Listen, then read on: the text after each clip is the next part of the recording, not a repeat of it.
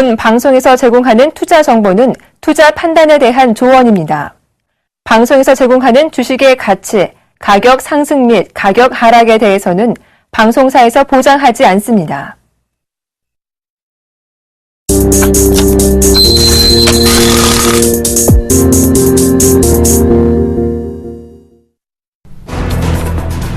미국의 지난달 신규 고용자 수 성장세가 예상보다 둔화하고 실업률은 예상보다 증가해 미 연준이 초저금리 기조를 당분간 유지할 명분이 높아졌습니다.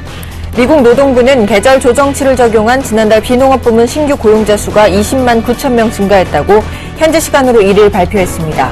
같은 날 발표된 지난달 실업률은 6.2%를 기록해 6월의 6.1%보다 소폭 증가했습니다.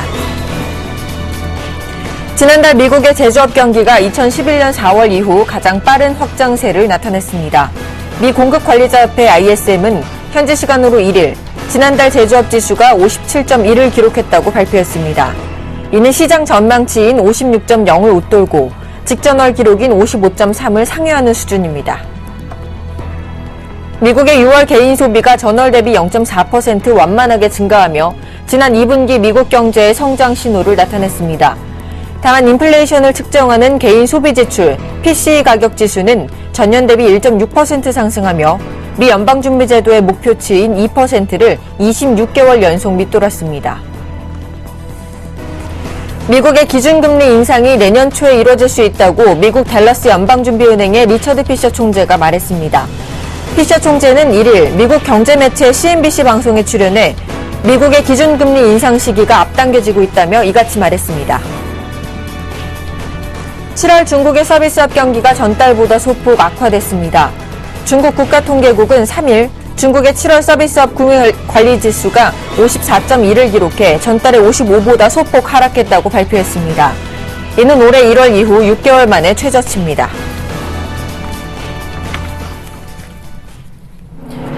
시청자 여러분 안녕하십니까. 출발 증시와이드 1부의 김동현입니다.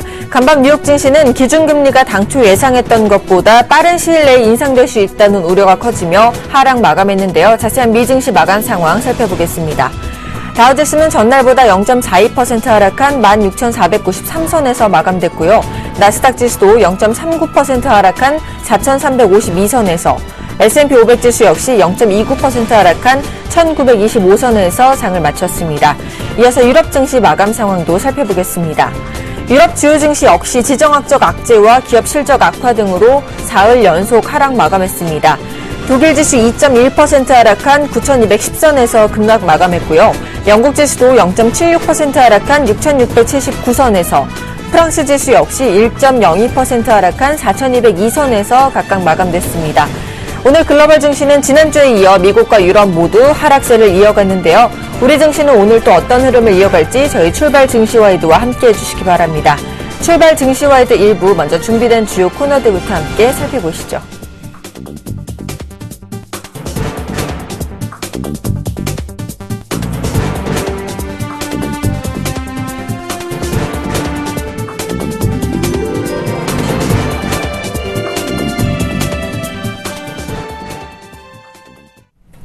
네, 첫 시간 청순천넘 샘플러스 신창원 전문위원과 함께하는 증시타파 시간입니다. 대표님 안녕하세요. 예, 김정현님 안녕하십니까. 안녕하십니까. 시청자 여러분, 여러분, 그리고 각 기관의 펀드 매니저 여러분 반갑습니다. 청순천넘 신창원입니다. 자, 지난주 우리 증시는요. 코스피 지수는 하락 마감했고 코스닥 지수는 다시 상승 반전하면서 마감을 했습니다. 오늘 글로벌 증시 보니까 다시 하락세를 이어갔는데 오늘 우리 증시는 어떤 흐름을 보일까요? 글쎄요, 수급을 보자, 이제 하는데, 이제 수급을 두 가지로 봅니다. 하나는 이제 수급의, 외국인과 기관, 그리고 개인들의 방향, 그리고 세 번째가 이제, 보통 우리가 수급이라는 것은 외국인과 기관인들이 어떤 주식을 많이 사느냐, 적게 사느냐, 이제 이걸 보통 수급이라 하는데, 보통 이제 뭐 외국인과 기관들이 조금 사면 수급이 좋다, 이런데 그건 아니고요. 일단 방향부터 한번 봐야 될 것 같아요. 방향부터 한번 볼 것 같으면, 예, 개인들은 주가를 상승 쪽으로 이제 수급을 걸어놓은 그런 부분입니다. 그래서 보시면, 268.50 이제 분기점으로 이제 해놨는데, 이제 외국인들은, 개인들은 지금, 자, 268.50이니까 아직까지 이제 수익 그죠? 한 20억 정도 먹고 있는 그런 부분이다. 이렇게 볼 수 있고요. 외국인 마찬가지입니다. 266.50으로 이제 상방향으로 그러났습니다. 지금 돈 먹고 있는 상태인데, 680억 정도 먹고 있는 그런 부분이다. 이렇게 볼 수 있고요. 그 다음에 이제 금융투자, 투시는 반대죠. 이제 수급 자체가 하방입니다. 265 정도 이제 이런 부분인데, 전체적으로 봐서 한 255에서 256 자체가 이제 수급의 분기점이다. 이렇게 볼 수 있습니다. 그래서 방향으로 봤을 때 개인과 외국인은 상방향, 그리고 금융투자와 투시는 하방향으로 수급의 이제 구조를 맞춰져 있는 그런 부분이다. 이거를 여러분께서 인지를 좀 하는 게 좋다. 이렇게 봅니다. 그래서 일단 방향 수급으로 봐서는 개인과 외국인은 상방향, 금융투자와 투시는 하방향이다. 지금 현재로서는 개인과 외국인이 이기고 있다. 이렇게 보시면 될 것 같아요. 그래서 일단 그거는 아직까지 한번 결과를 지켜봐야 된다. 이렇게 보고 방향의 수급은 개인과 외국인, 그리고 금융투자 투신이 묶여져 있는 그런 부분이다. 이렇게 볼 수 있습니다. 그 다음에 이제 많은 전문가들의 이야기는 이제 주식의 상승과 하락의 이제 매수 종목과 매도 종목인데요. 코스피 같은 경우에는 지금 전체적으로 봐서는 수급이 아주 좋습니다. 그러니까 매수 방향의 수급은 아주 좋거든요. 그래서 삼성전자를 외국인들이 1,800억 정도 팔았는데 사는 것 보면은 코덱스 200이라든지 KB금융, 롯데케미칼 200억 이상 사는 종목이고요. 그 다음에 이제 SK하이닉스, 기아차, 네이버 세 종목밖에 없어요. 파는 종목은 현대그룹, 삼성물산 이렇게 파는데 전체적으로 보시면 매매에 이제 어떨까 당사자 종목종 수급도 크게 좋은 편이 아닙니다. 그래서 지금 그 수급을 그 방송이라든지 언론 이런 부분에 대해서 수급이 좋다 나쁘다 이렇게 자꾸 이야기를 하는데 절대 그런 부분은 아니다 이렇게 볼 수 있고요. 제가 볼 때는 수급 자체가 지금은 전체적으로 조금 꼬이고 있는 그런 부분이다 이렇게 봅니다. 보통 그리고 이제 세 번째 수급은 과연 고객의 특금 좋으냐 안 좋으냐 이렇게 보는데요.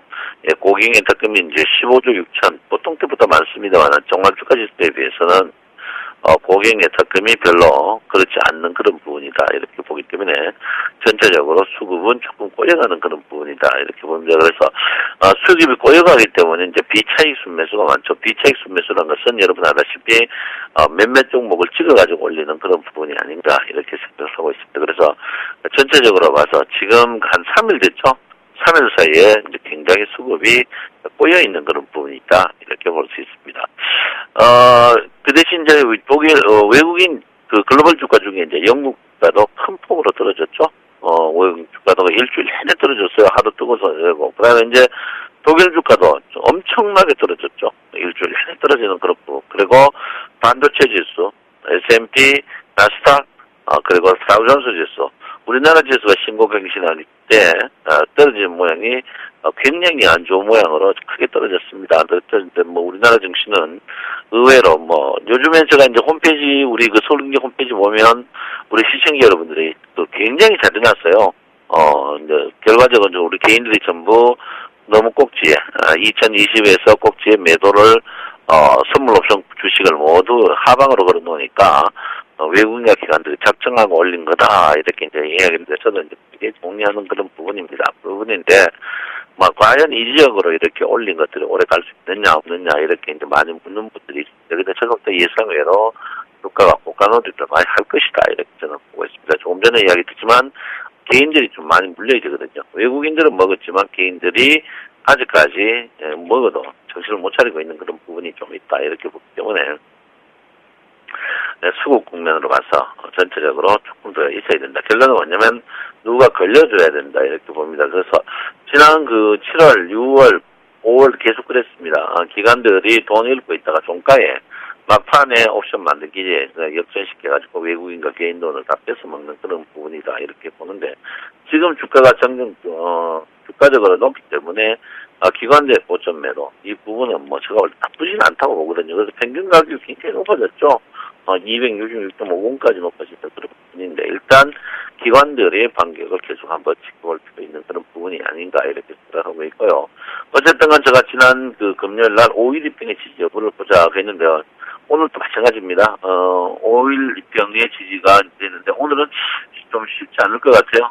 오늘 또 여러분 5일 입병의 지지 여부.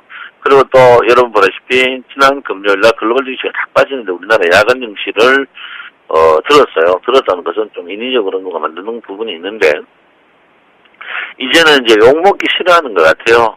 욕먹기 싫어해가지고 쉽게 빼고 그럴 장은 아직 아니다 이렇게 보는데 전체적으로 저는 뭐 지난주 수요일날 수익을 말하다 녹화에도 분명히 해놨죠. 그날이 이제 마침 이 꼭지 날입니다. 고저가 거의 꼭지 같습니다라고 했는데 주가 자체가 아직까지 저는 막 궁극적으로 11일평 하방 이탈까지는 주가 자체는 계속 폭락을 할 것이다 이렇게 저도 보고 있습니다. 그래서 워낙 인위적으로 땡기는 세력들이 지능도 있고요. 머리도 굉장히 좋고 또 지능들이 혀를 찔렀죠. 우리 개인들의 혀, 특히 개인들이 요즘에 여러분 주식은 뭐 덜하지만 옵션이나 선물에 대해서 특히 대여 계좌를 거의 깡통 내는 그런 부분이 조금 많이 나왔다 이렇게 봅니다. 그래서 특히 이번에 이제 우리 돈이 좀 부족한 우리 개인들의 이제 대여 계좌들은 전부 다 코너로 몰아붙이는 그리고 반대 매매가 반대로 매매를 부르는 그런 게 나오지 않았나 이렇게 생각하기 때문에 어쨌든 이 자리가 고점이라도 아직까지 확인은 안 됐다. 그래서 저는 분명히 이 자리가 거의 고점이라고 보고 있습니다. 보고 있는데 아직 확인은 안 됐다. 확인은 11일평의 하방이 있다고까지 봐야 되는 그런 부분이다 이렇게 보고요. 저는 분명히 말합니다. 이 자리가 저는 고점이다. 제가 분명히 말씀드리는데 뭐 양다리 걸치는 게 아니고요. 분석적으로 볼 때 수급이나 분석적으로 볼 때 아직까지는 11일평의 하방 이탈 때 확정이다. 이렇게 제가 분명히 말씀을 드립니다. 그래서 지금 자리에서 여러분 굉장히 조심해야 된다. 어떻게 조심해야 되느냐 묻는 분인데 아직까지 제가 볼 때는요. 지금 주가의 저포주 이런 저포주들은 지속적으로 상승할 걸로 저는 보고 있어요. 저포주 상승할 걸로 보고 있고요. 일단 가장 문제되는 부분이 우리가 갖고 없는 주식들이 뭐 문제되는 부분이다 이렇게 볼 수 있습니다.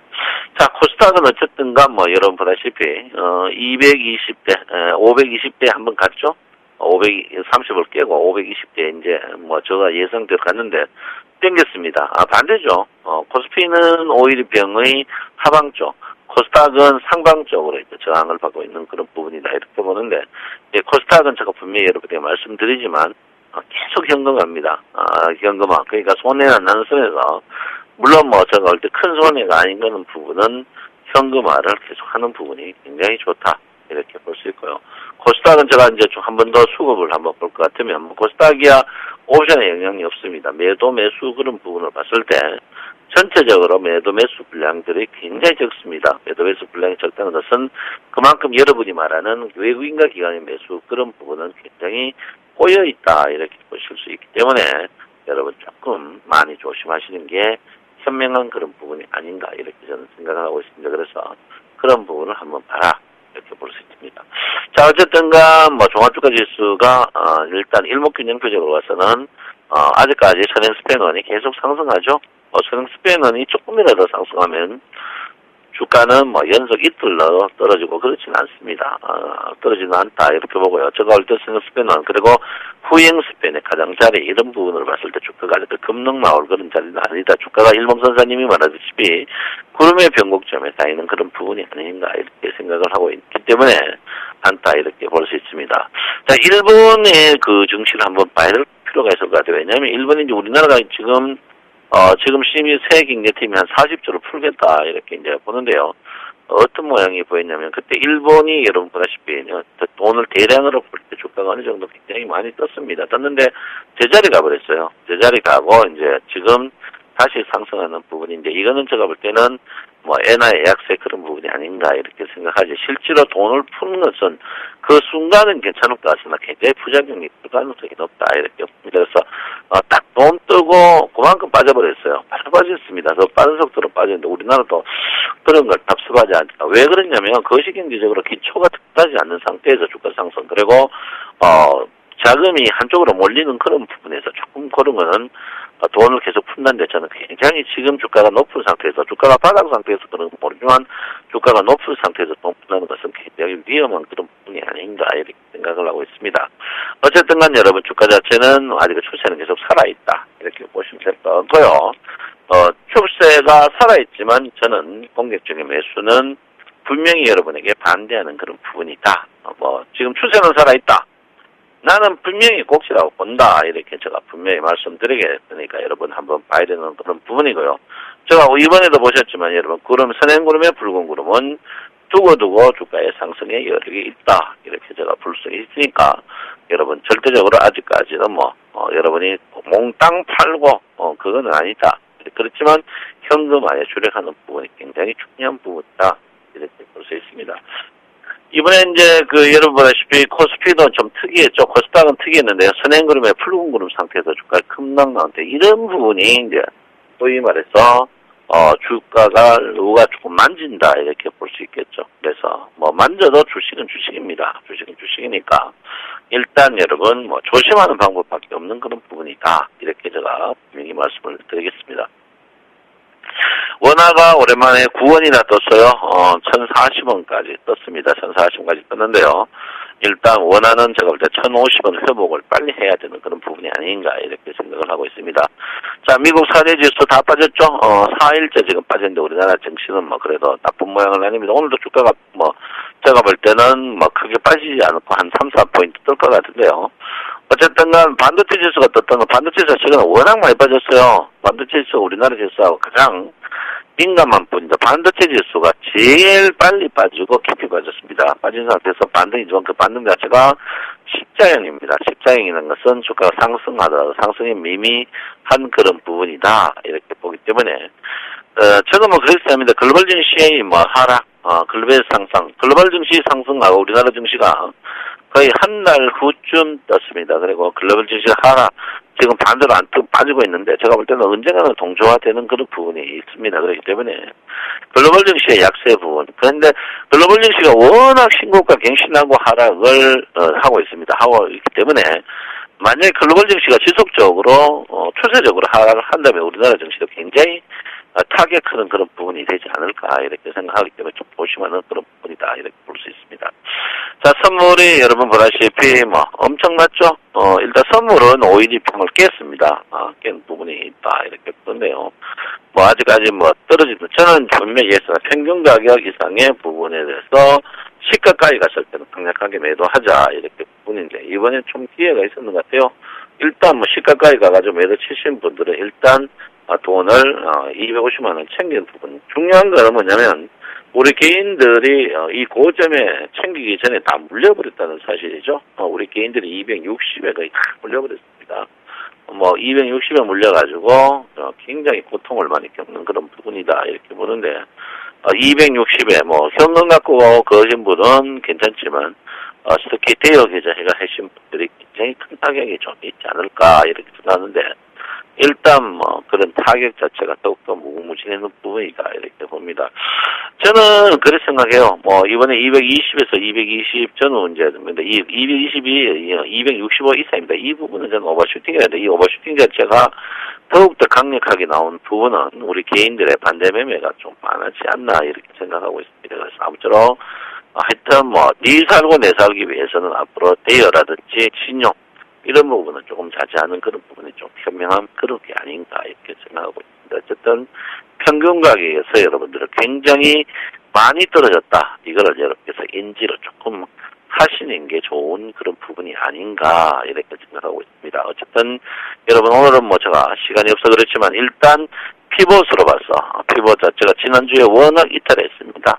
워낙 이탈했는데 이번에 주 피벗 자체가 여러분 보다시피 일단 주 피벗의 제한적인 부분 이게 269입니다. 269인데요. 일단 주 피벗의 여러분 영향을 크게 한번 보는 것 같다. 볼륨즈 밴드 상단은 분명히 들어가거든요. 그래서 이번 주는 269 이하는 한번 갈 것이다 이렇게 보고 있습니다. 그래서 여러분 이번 주는 진짜 겸손한 그런 부분이 좀 필요하지 않나 이렇게 생각을 하고 있습니다.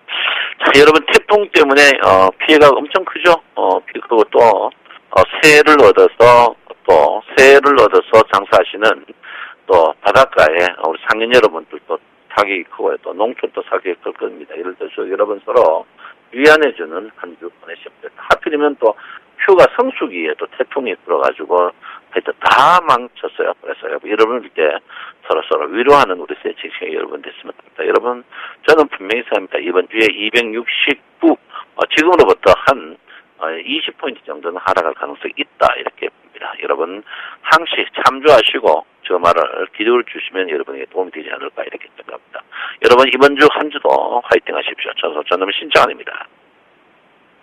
알겠습니다. 이번 주도 좀 좋은 장세는 아니기 때문에 현금화 전략 세워주셨습니다. 지금까지 청손 전문 샘플러스 신창원 전문위원과 함께했습니다.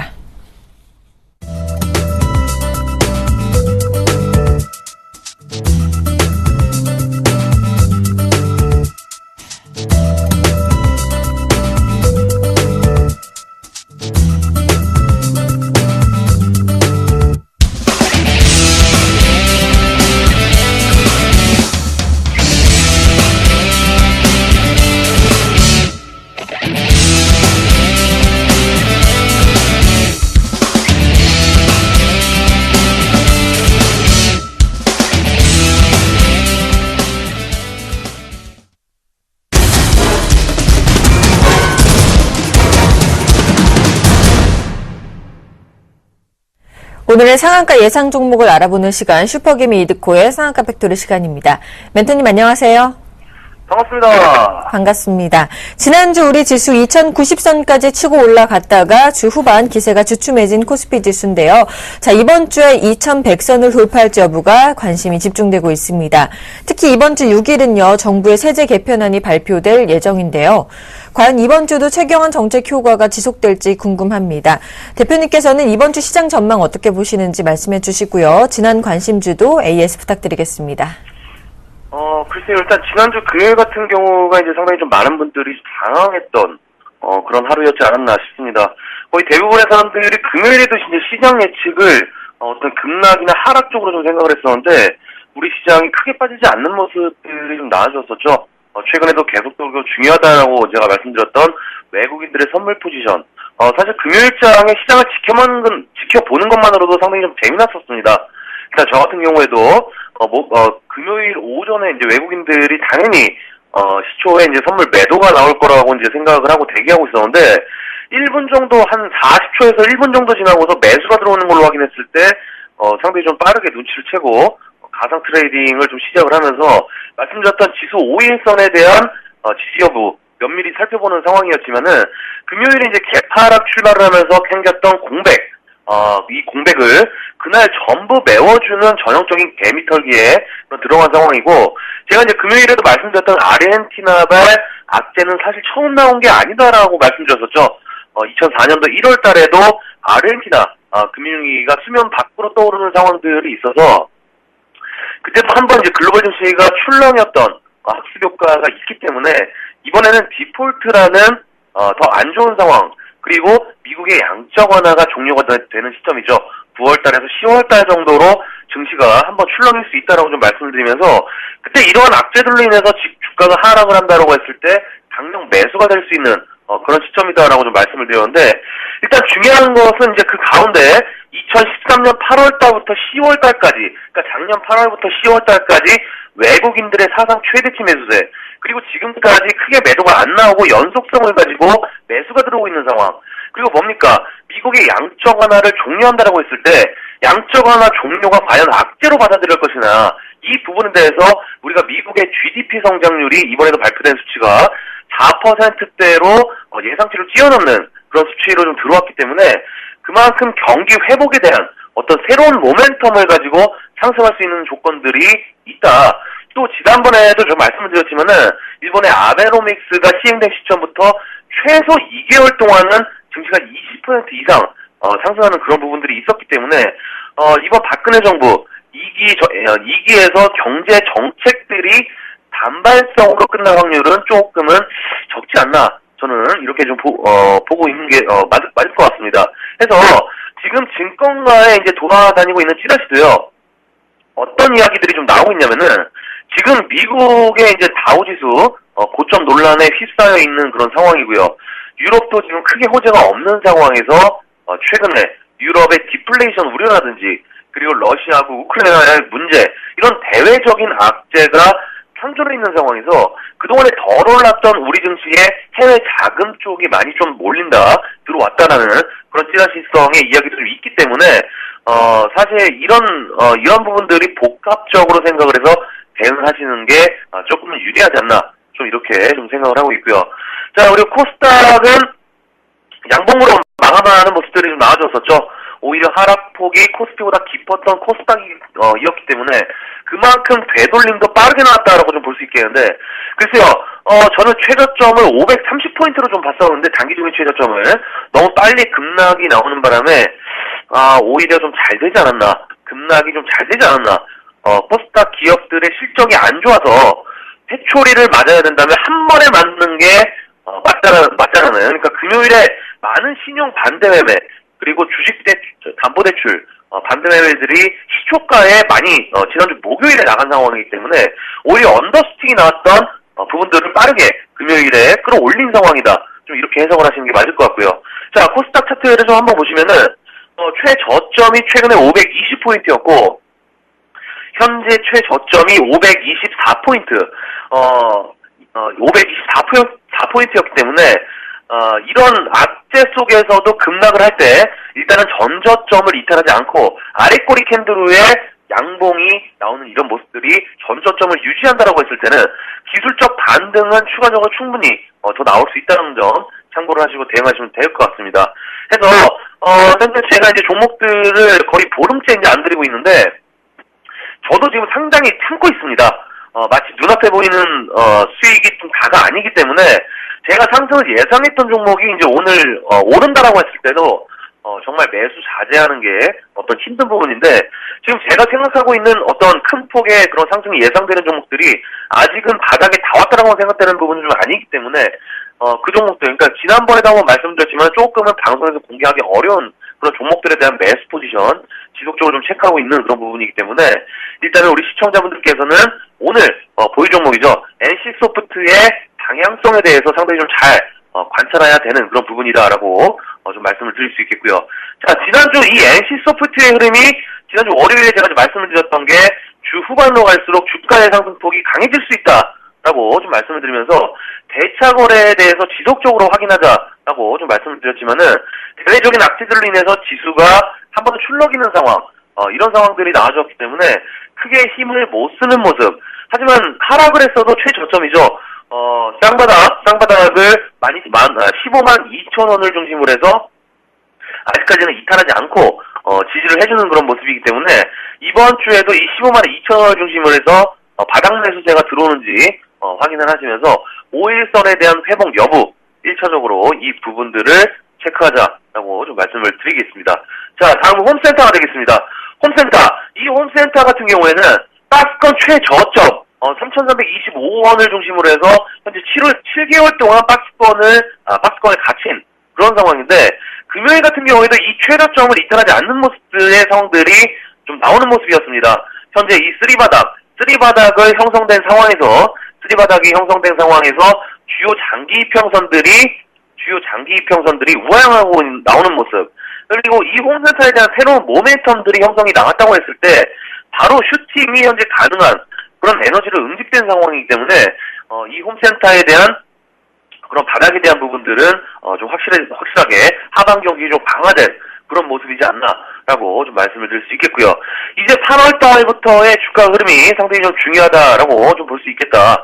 해서 이제 오늘 같은 경우에도 지속적인 박스권 하단에 대한 부분들 지켜보자라고 좀 말씀을 드리겠고요.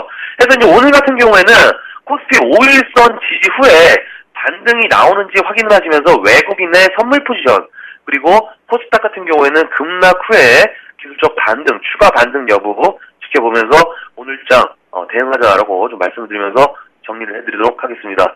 오늘 사학과 팩트는 여기까지입니다. 고맙습니다. 네, 이렇게 지난 종목 AS와 이번 주 전략까지 세워주셨습니다. 저는 잠시 후 2부에서 계속 뵙겠습니다.